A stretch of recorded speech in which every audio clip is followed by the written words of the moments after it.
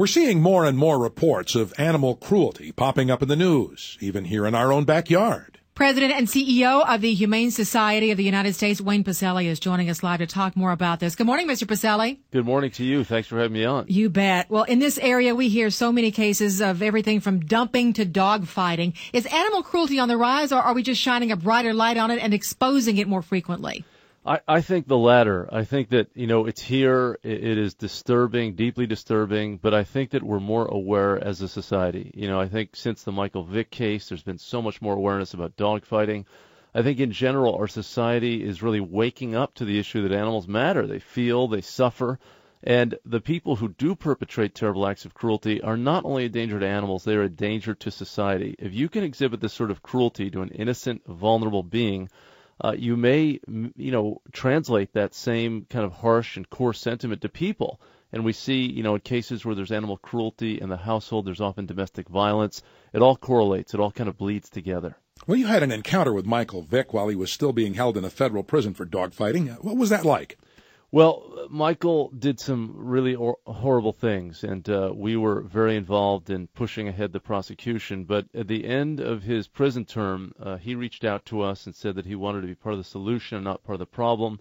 I did a lot of soul searching and eventually went to visit him at Leavenworth Penitentiary, and I kind of concluded that he could be a very important ambassador for the anti-dogfighting, anti-cruelty cause. He could speak to kids in urban communities where dogfighting has been rampant and kind of offer a cautionary tale about what not to do.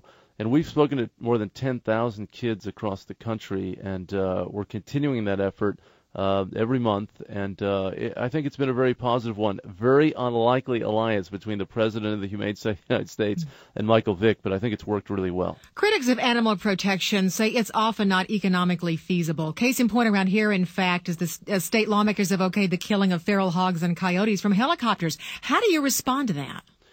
Well, there are conflicts that result, and feral hogs are a non-native species, and they do cause some damage. In fact, we have a major animal sanctuary in Texas. It's outside of Dallas, about 70 miles, and we do have some feral hog damage. We understand, but there's a limit to what we should do. Going up an aircraft and kind of shooting animals from that vantage point, we don't think is right. It's a bit of an overreaction.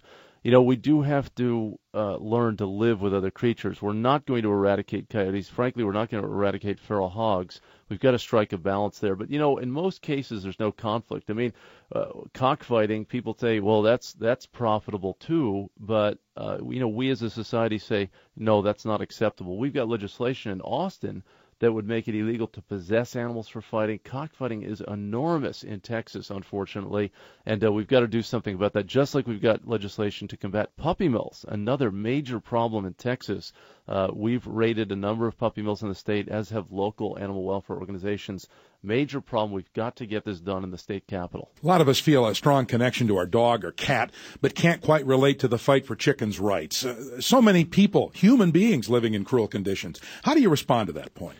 Well, obviously there are a lot of problems within our human community, and thank goodness there are so many groups and individuals working to address questions of poverty and human homelessness and so many different issues. I mean, I write in the book the Bond, which I'm promoting now, that we have a real pluralism of concerns in society. The fact that there are people who are working to cure disease and help the poor and help animals, protect the environment. All of these things add up to a civil society.